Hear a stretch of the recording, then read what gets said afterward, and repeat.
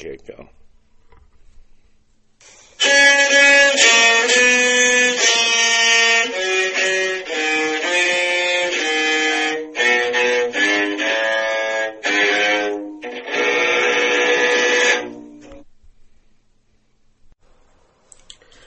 Just want to start today with a trigger warning disclaimer. This podcast contains descriptions of death and drowning. Hi, I'm Katie Carpenter. I'm Terry Kovanitz. We apologize for any and all mistakes today as we begin this episode of Titanic Transcripts.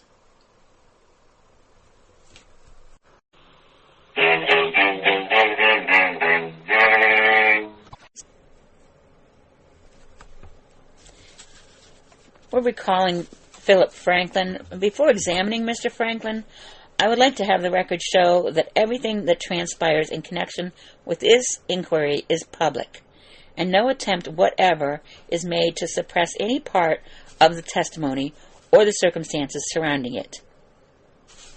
I had subpoenaed the captain and wireless operator of the steamship Californian, supposed to have given ample warning to the Titanic of its proximity to ice the day of the disaster. I received from Boston the following telegram, addressed to the Sergeant-at-Arms, dated April 25th, 1912.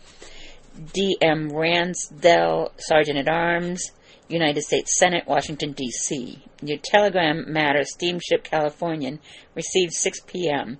Captain Stanley Lord and wireless operator C.E. Evans, duly subpoenaed, with attested copy telegram personally by me at 7 p.m. They expressed themselves willing to go, but are not, 10 p.m., prevented from going by White Star officials. Believe they have important information. Please advise me further, and will bring them to Washington if necessary.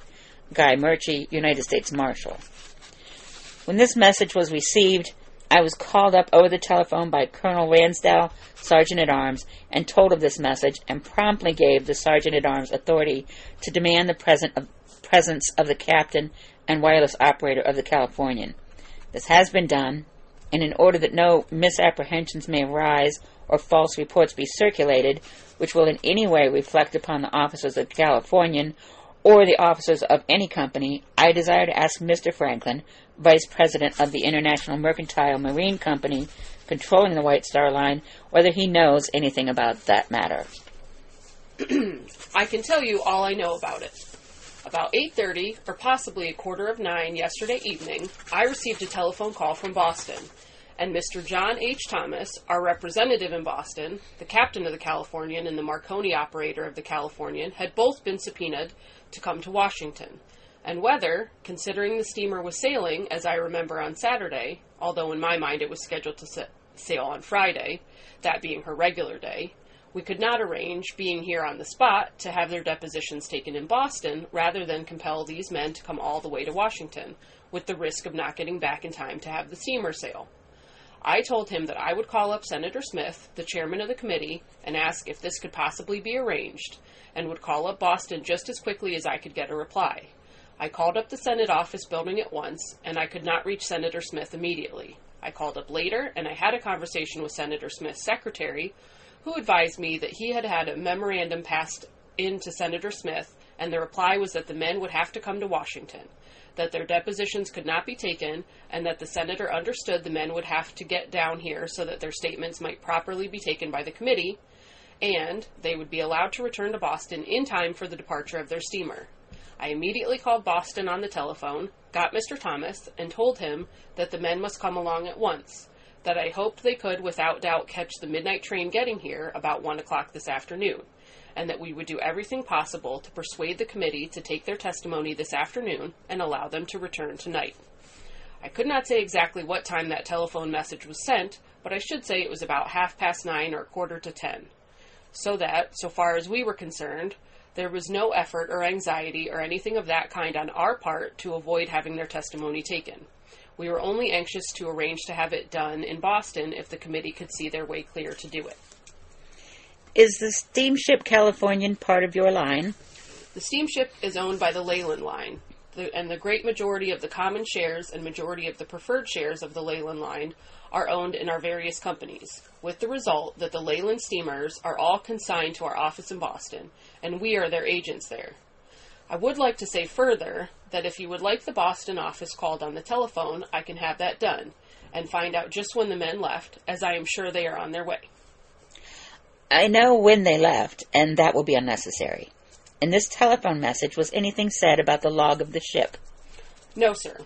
I can say this, that I asked Mr. Thomas to see that the men brought with them all the documents, charts, and so forth that they might need in giving their testimony, anything that they could think of that they might need.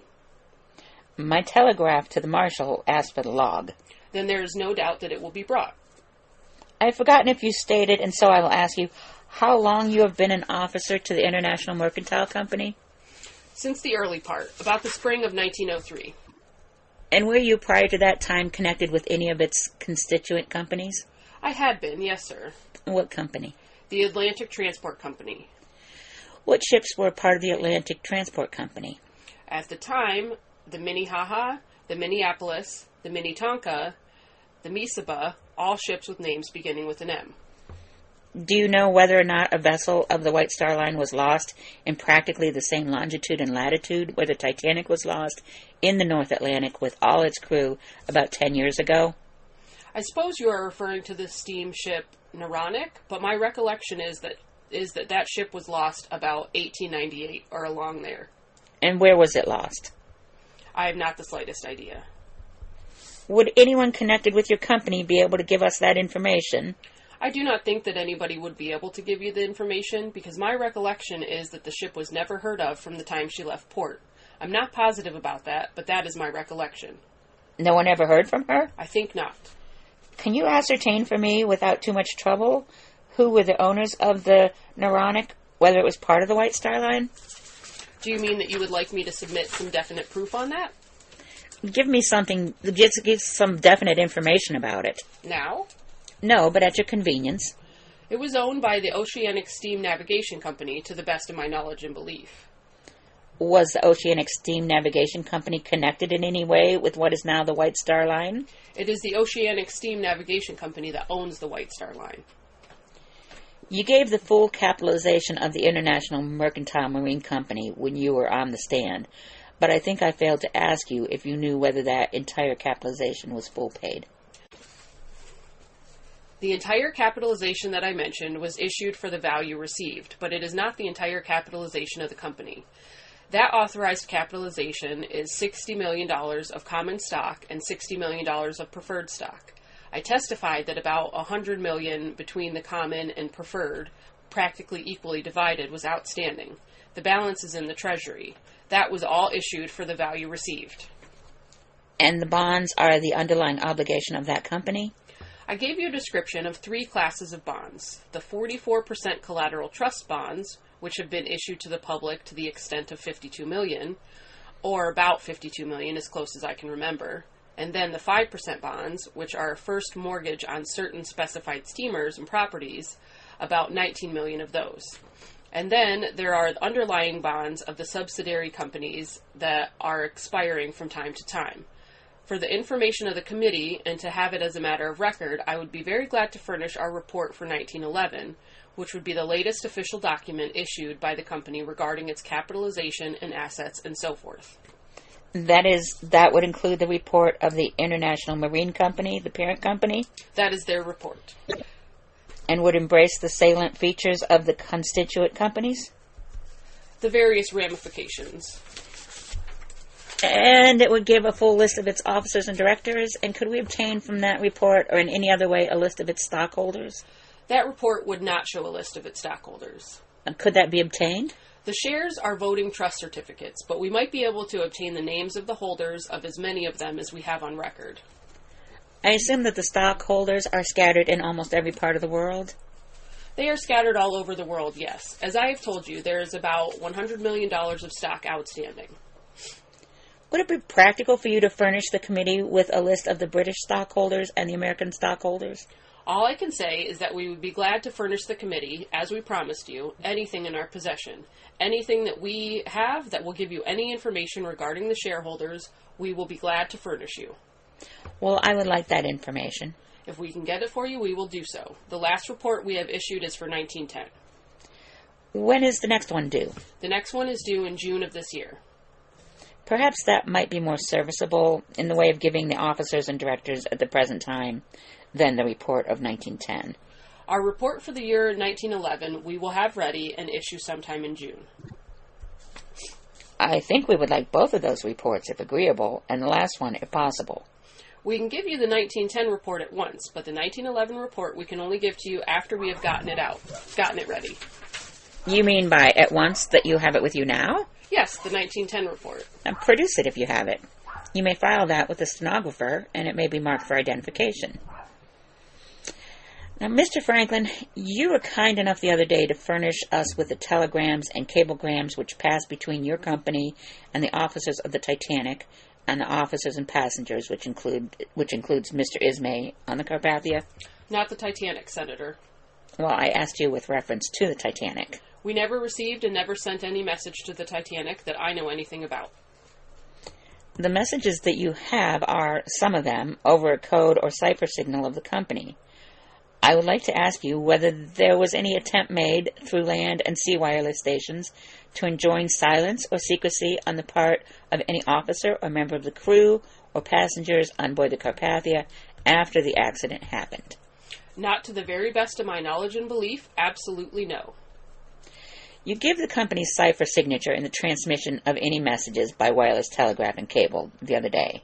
I gave the company's signature. Generally speaking, the cable address of the company between offices for cables and long-distance messages of that kind is Ismay. Whether the communication be sent from this country to the London office or aboard ship, or from the London office or other British ships to a ship or office here, the same cipher is employed? I could not say yes to that for this reason, that we have a great many cable addresses. For instance, when the passenger office at the London office or the Southampton office is sending a cable purely on details of the passenger department, asking for reservations of rooms or something of that kind, we will use one cable address, the result of which is that that cable, when received at the office, will go immediately into the passenger office. If that office is cabling about freight matters, they will use another cable address, which will result in that cable going to the freight office. But if it is a general cable on general business, as a rule, the cable address Ismay is used. And what are the others that are used? I could not tell them. We have a lot of them. Are they registered? They are all registered with the cable companies. And with telegraph companies? The telegraph companies, as a rule, are practically the cable companies, so they are with the telegraph companies also. Have you a cipher for your own personal use? If you mean by cipher a cable a code address, or cable address. If you mean a cable address for cables exchanged between Mr. Ismay and myself, I have the word Isle Frank. And that denotes yourself? That denotes that the cable as for me. Did you receive or send on Sunday, the 14th of April, or any succeeding day up to the time of the arrival of the Carpathia in New York, any message to its officers, employees, or passengers giving that? On Sunday, no. What about Monday? No. On Tuesday? No, and no other day. No other day up to that time? No. And you received no message addressed to you in that matter? That is, I sent no message to any ship at sea or any place else under the code address of Isle Frank. Did you send any to your London office under that address? To the London office, I would never use it. I would only use it to the Liverpool office. Did you use it to the Liverpool office? Not to the best of my knowledge and belief. Or to any other office of the company anywhere? Not to the best of my knowledge and belief. In the file of exhibits, or rather telegrams exchanged with Mr. Ismay, you will probably find a message sent by Mr. Ismay after he got on the Carpathia, which did not reach us until Wednesday morning, and I think you will find that addressed to Isle Frank, but that message, as received, is in your possession. Is that the message you refer to? Yes, sir. This is the one I mean. This is the one sent by Mr. Ismay. You see, that is the first message. There's another one? But these were addressed. You asked me sent to. I asked you sent or received. I did not understand you to say received. These are all addressed in that way. Okay, sent or received. Mr. Ismay addressed in that way. I said I did not send any. Have you filed with the committee all the messages you received addressed to Isle Frank from Carpathia, its officers, crew, or passengers? I have. From the day of the accident until it arrived in New York? I have. Who put the memorandum on the message in lead pencil received 9 a.m. for 1712? I did. And that was Wednesday. Wednesday morning, about 9:30. 9 a.m. you say here? 9 a.m. then. When did you receive the first tidings from the Titanic disaster, and from whom did you receive such tidings? As I testified on Monday, at about 20 minutes of 2 on Monday morning, I was aroused by the telephone and the doorbell and was informed by a reporter, evidently of some paper, that they had heard this rumor or had this information. Who that was, I cannot tell you. But you had your first information from the Carpathia or from Mr. Ismay or from any other source that was official or authentic at what time? I got my first information from any source that was official or authentic from the captain of the Olympic, and a copy of his message is filed with you, all of his messages, to the best of my knowledge and belief, being filed with you. They are in that lot. They are marked Haddock? Haddock. Is that the cablegram to which you're referring? No, sir. That is a cablegram that we sent to Liverpool. That is a copy of a message we sent to Liverpool. Find the message that came from Haddock. It's not here, sir. These are the cables between Liverpool and ourselves. Have you that cablegram? I have it here someplace. Here's the first telegram, to the best of my knowledge and belief, that I received from Haddock. Read it. Via Halifax Steamship Olympic, April 15th, 1912. Ismay, New York. Since midnight, when her position was 41.46 north, 50.14 west, we have been unable to communicate. We are now 310 miles from her, 9 a.m., under full power. Will inform you at once if we hear anything. Commander. And what reply did you make to that? The 3 messages that we sent to Captain Haddock that morning are as follows. About 3 a.m., April 15th, from Brooklyn by telephone, Haddock Olympic. Make every endeavor, communicate Titanic, and advise position and time. Reply to Ismay, New York. And that was sent from your house? No, sir. This was telephoned by me to the manager of our steamship department, Mr. Roger, living in Brooklyn. I did not want to leave my telephone or communicate with anybody except the people in connection with the Titanic. And that was 3 a.m. Monday morning? That was 3 a.m. Monday morning. So after the accident. The next one was 6:05 a.m. the same day, April 15th. Commander Olympic. Keep us fully posted regarding Titanic. The next one has no hour on it, no time. April 15th. Haddock Olympic. Can you ascertain extent damage Titanic? Those are the telegrams we sent to Captain Haddock that morning. That's all of the ones you sent? All of them, to the best of my knowledge and belief. Have you the replies? I read you off the first telegram. The next telegram we received from Captain Haddock is as follows. Parisian reports Carpathia in attendance and picked up 20 boats of passengers, and Baltic returning to give assistance. Position not given. What time was that and what day? That was received April 15th. Monday? Monday. And what hour? To the best of my knowledge and belief, it was around 1 o'clock, between 12 and 1. Do you want me to read these? They are all in the evidence, verbatim. I wanted to make very sure that they contained all the communications you had with Captain Haddock of the Olympic to him or from him. We have made every research, and as far as I can find out in any way, or from recollection or anything else, they contain every telegram we have exchanged with Captain Haddock from the time of the disaster to date. And yet, as I understand you this morning, that is the first authentic information you received of the sinking of the Titanic. The first and only authentic information we received, not only of the sinking, but in connection with the Titanic sinking, until we got Mr. Ismay's telegram on Wednesday morning, which was to the same effect, of course. I want to read into the record from the Anaconda Standard, published at Anaconda, Montana, Monday morning, April 15, 1912, the following. Headed, Titanic strikes iceberg and is sinking. Cape Race, Newfoundland, April 15th, at 10:23 o'clock last night, the steamship Titanic called CQD and reported having struck an iceberg. The steamer said that immediate assistance was required. Half an hour afterwards, an additional message said that they were sinking by the head and that women were being put off in lifeboats. Then I skip a few unimportant facts, and this follows. The last signal from the Titanic were heard by the Virginian at 1:37 a.m. The operator on the Virginian said these signals were blurred and ended abruptly. Now, I simply quote this newspaper announcement because it comes from the far west and seems to give more information of a definite character than you had in your possession at that hour. That is perfectly true, except that we had exactly the same information from various telephone communications and Associated Press and other reports. But we had no authentic information except what I am giving you in those telegrams. You said the other day that you had rumors and reports. Rumors of this character which were called to your attention by newspaper reporters and others that morning, but that you had no authentic information from an official character until the afternoon of Monday? Until the afternoon, except the telegram which we have just read from Captain Haddock, which advised that he was proceeding. All of our telegrams and all of our information were given at once to the press as received. Now, at 6:15 a.m. Monday, this message was sent to your Liverpool office. Mr. Franklin, April 15, sent at 6 a.m. Ismay, Liverpool. Newspaper wireless reports advise Titanic collision iceberg. These are all code words.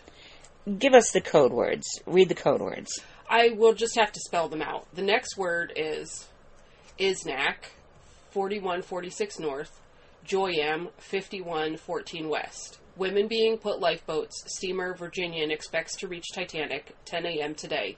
Olympic, Baltic, preceding Titanic. We have no direct information. Who sent that message? I sent that myself. How did you get that information that the Virginian was going to the relief of the Titanic at 6:15 a.m. Monday? I had a telephone conversation with Montreal about, I should say, 2:30 in the morning, between 2:30 and 3:30. And I gathered from that, and also from other information that we were probably receiving from other sources, that the Virginian was going there. That circumstance would reveal the fact that it was rather an important matter, would it not? My understanding is that the Virginian got practically the first information passed ashore regarding the Titanic. I understand that, Mr. Franklin. And she proceeded at once. I want to know who got the first information in your company. You said you received idle rumors that she had had this accident. You considered important enough to send your Liverpool office advices of the character at 6:15 Monday morning? Right, sir. Did you consider it of sufficient importance to inform the public that this accident had occurred? As a matter of fact, the newspapers were informing me. The newspaper reporters were in our office the entire morning, and we were giving them about every 15 or 20 minutes anything we had received, any rumors or communications of various kinds. And when our telegram came in from Captain Haddock, we gave them the content of that. We gave the newspapers everything we had. I am not concerned about you giving Captain Haddock's information. What I am concerned about is whether you considered that the information you had received from Montreal about 2:30 Monday morning, and which was the basis of your advices to your Liverpool offices, was of sufficient importance to have justified your announcement of the sources of your information to the public at that time. I do not quite follow you for this reason. Read the question. I think I made it plain. I do not want to be too searching about it, but if it connects with other things I have in mind, I want it down. Quite right. I am not concerned about you giving out Captain Haddock's information. What I'm concerned about is whether you considered that the information you had received from Montreal about 2:30 Monday morning, and which was the basis of your advices to your Liverpool office, was of sufficient importance to have justified your announcement of the sources of your information to the public at that time. The sources of my information at that time were from the press, whose representatives were in our office. One moment. The source of your information was Montreal. I would like to know what sources they were.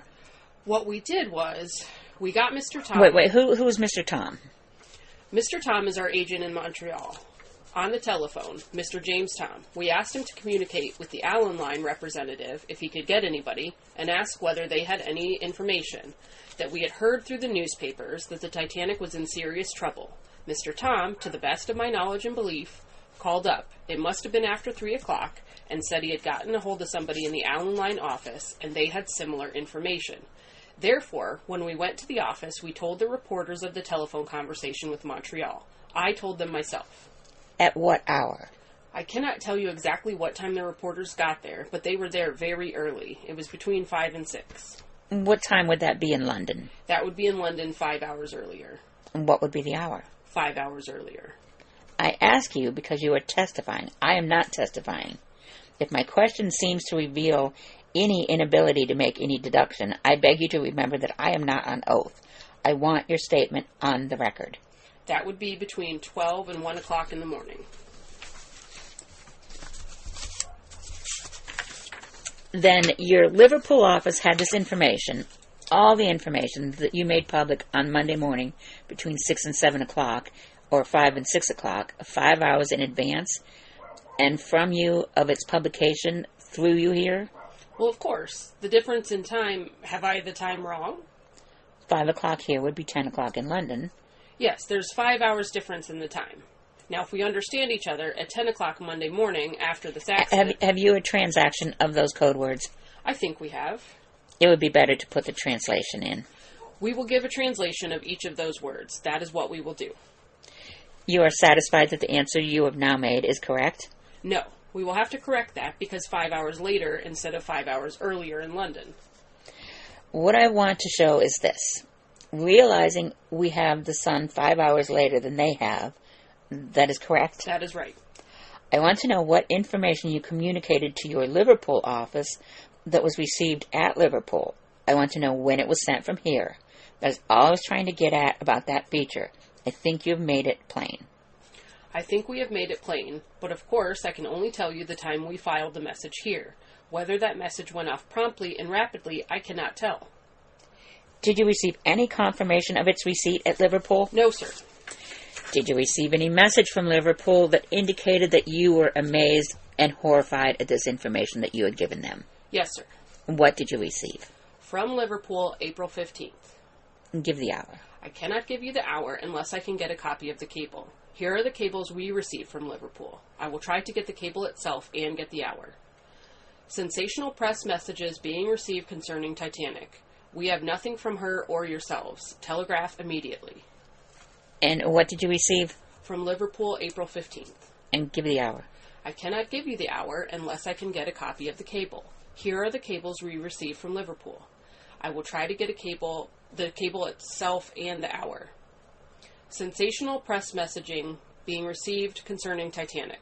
We have nothing from her or yourselves. Telegraph immediately. That was the telegram. I want to fix the hour, and we will pause a moment while your assistants find the hour.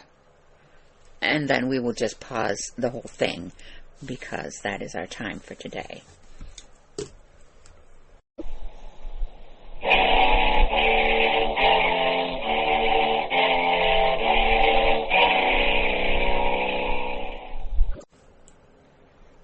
Okay, first off, totally cool that the Atlantic Transport Company has all the M ships. Like, sweet.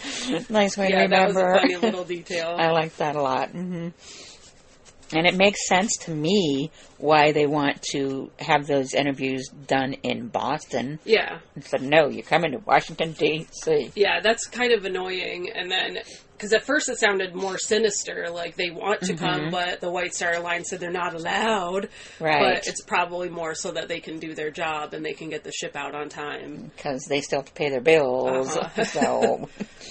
Yeah, and then with the whole capitalization thing, all I heard was blah, blah, blah, millions, blah, blah, millions, blah, blah, millions. Yeah, so, all this, like, messy corporate baloney. It's so shady, and then all their tricky language. To the best of my knowledge. Oh, I know. That one. He said that goodness, so many times. You've been on the stand before? I have not enough fingers to count how many times he said that. Yeah, that was, yeah, it was a really tense shady between them. Like, it starts tense, from the get-go. And so, like, frustrating through there, like, with the first verifiable info. They were just both so frustrated trying to communicate back and forth and saying the same thing. I think I made it clear. And I'm going to repeat myself the entire thing, not just one or two words. Nope, I'm going to say everything again. And such a snap, like, I only want you to say it because you're on. Yeah, I'm not me. Yeah, I know how to do the math. Yeah, the sass got pretty high. I'm just asking you to do it because it's your. Yeah, Yeah, besides it being, like, sort of boring and technical. Sorry, I know I'm not supposed to call it boring, right. But it was. No, you're not. But I do have, I will let you go, and then I looked up real quick about the narconic. Okay, let me hear that. That's interesting. Okay, so that piqued my interest because Senator Smith was saying it was a similar circumstance and they were on a similar course. Oh, right. And then yeah. they sank. So that's right. Thank you. I forgot about that. I looked it up, and it was, at the time, the largest cargo ship in operation. The wreckage was never found. It says, though, that 2 of the lifeboats were spotted by other ships, but then it doesn't say if they went and got the lifeboats. All 74 people on board perished, so I don't think there was anyone in it, or if they were, then they were never, because the wreckage of the ship was never found. All 74 people perished, and the theories that they were tossing out were possible storm or a chemical explosion from some of the things that they were bringing. And then there was, I guess, some sort of hoax. There were 4 bottles found with messages in them a year or 2 after the wreckage, like in that same button, saying, like, this is, February 19th, SS Narconic at sea. To who picks this up? Report when you find to our agents, if not heard of before. We're sinking fast beneath the waves. Such a storm. 1 boat has already gone with her human cargo below.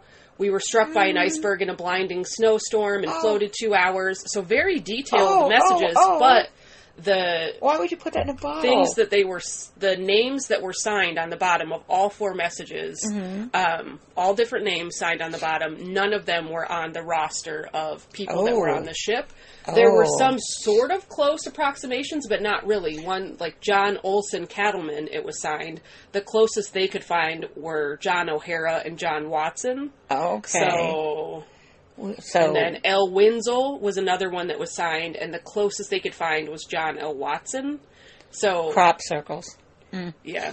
So could be or could a not. hoax, but there was a popular belief that it did strike, it did hit an iceberg, and it was, in the same pathway that the Titanic was on. Yeah, Franklin skimmed right past that as fast as he could. Well, he didn't have any knowledge or belief. Yeah, so. To the best of it. Yeah. And I don't understand why they need a list of the stockholders' names. I know. We spent a lot of time on that. And it doesn't matter. The only one that was there from the White Star Line is Ismay, correct? Yeah, and unless they were sabotaging the ship to get the money from the insurance, there's no reason you need to know their names. Yeah, it really doesn't make any sense. And Ismay, we all know Ismay's the one who's at fault, so he's up. And I like that they have different cable addresses for different things. That makes sense. Really smart. I think that's a lot of the friction, too, is that they're both smart. Yeah. Nobody's looking up to the other one. Yeah. And then when he's asking about the messages under the code of Isle Frank, and he's like, I never sent anything under Isle Frank. Did he send things under Isle Frank? Well, and then there was a part, too, where he says, on Monday, no. And then, so he's like, Tuesday? No. No. So right. It was very, never. Yeah. Are you sure? Did you? Very. And I'm also very curious just how the life of a reporter works and where you get your information. How did the reporters know before? I wrote that down too. How's he getting his information from the reporters? And they're correct. This is a big guy. He's important. Yeah. He should know stuff really fast. That's very crazy. I don't get that at all. How are they finding out from the middle of the ocean before? Yeah, that's. Very I would love wild to know that. I would love to know that. And then, the last thing I have. Do you have anything more? Because I only have one more. No, that's all I had. Is the code words, like that? Newspaper wireless reports advise Titanic collision iceberg. Yeah, and then he says they're code words. Sounds pretty straightforward. We didn't get back to it. No, and then he says, I'm just going to have to spell them out, but he doesn't. No, then they get into all that bickering about, and then they fight let's about repeat our words over and over. What was the hour? What was the hour? And so I hope it's in the second half, because I need to know the codes. I need it spelled out. Senator Smith does. He has a poor history of circling back to important info. I'm just saying now. I'll be really mad if we don't learn those codes, because I love a good code. Okay. Well, that's it. That's all we have for today, but we'll pick this back up next time. Bye.